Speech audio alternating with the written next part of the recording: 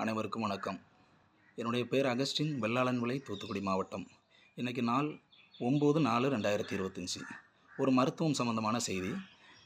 6/4/2025 ஞாயிற்றுக்கிழமை என்னுடைய நண்பர் மதியம் 12 மணிக்கு வாக்கில் எனக்கு ஃபோன் போட்டு, திருச்செந்தூர் கவர்மெண்ட் ஆஸ்பத்திரி வரைக்கும் போயிட்டு வருவோம், ஒரு இசிஜி பார்க்கணும், எனக்கு தோள்பட்டையும் இடது பக்கம் கை வலிக்குது அப்படின்னு சொல்லி என்னை கூப்பிட்டாரு. நான் உடனே போனேன்.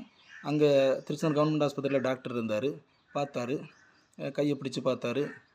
தோள்பட்டையில் வலிக்குதா அப்படின்னாரு. நாக்கை நீட்டுங்கன்னாரு. உங்களுக்கு ஒன்றும் பிரச்சனை இல்லை, கையில் எலும்பு தான் ஏதோ பிரச்சனை மாதிரி தெரியுது, நீங்கள் தூத்துக்குடி கவர்மெண்ட் ஆஸ்பத்திரிக்கு போங்கன்னாரு. அப்போ இந்த நோயாளி, இவர் பேர் ஜெபக்குமார், என்னுடைய நண்பர், அவர் சொல்கிறாரு, ஒரு இசிஜி பார்த்துடலாமா சார் அப்படிங்கும்போது, அதுக்கெலாம் அவசியம் இல்லை, ஒன்றும் பிரச்சனை இல்லை, போங்க அப்படின்ட்டாரு. உடனே ஒரு எலும்பு பிரச்சனை அப்படின்னு சொல்லிட்டு வலி மாத்திரை வாங்கிட்டு வீட்டுக்கு போயிட்டார். ஞாயிற்றுக்கிழமை நைட்டு வலியை பொறுத்துக்கிறாரு. திங்கட்கிழமை காலையிலையும் வலியை பொறுத்துக்கிறாரு. நைட்டு முழுசும் வலியாக இருக்குது, தூக்கம் இல்லாமல் இருக்கார். அதனால் செவ்வாய்க்கிழமை காலையிலே உடன்குடி கவர்மெண்ட் ஆஸ்பத்திரிக்கு போகிறாரு. இசிஜி பார்க்குறாங்க. இசிஜியில் வித்தியாசம் இருக்குது, நீங்கள் உடனே ஆம்புலன்ஸில் திருச்செந்தூர் கவர்மெண்ட் ஆஸ்பத்திரிக்கு போயிருங்கங்காரு.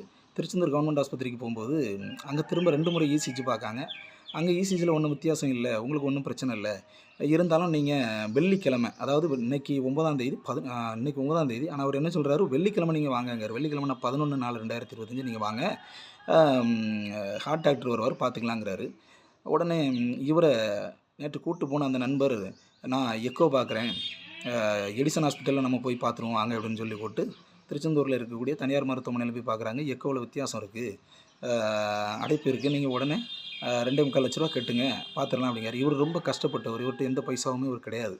அப்போது உடனே அதில் நின்று ஒரு நபர் திருநெல்வேலியில் காவேரி மருத்துவமனையில் காப்பீட்டில் பார்ப்பாங்கன்னு சொல்கிறாங்க. உடனே அங்கே போனால் அவங்க என்ன சொல்கிறாங்க அப்படின்னா, சொந்த பணத்தில்னா இப்போ உடனே பண்ணலாம் அப்படின்னு சொல்லிட்டு ஆன்ஜியோ பார்த்துட்டு 2 அடைப்பு இருக்குது, நீங்கள் சொந்த பணத்தில்னா இப்போ பார்த்துக்கலாம், காப்பீடுனா 2 நாள் கழித்து தான் நீங்கள் பண்ண முடியும், அப்ரூவல் வாங்கி பண்ண முடியும் அப்படின்னு சொல்கிறாரு.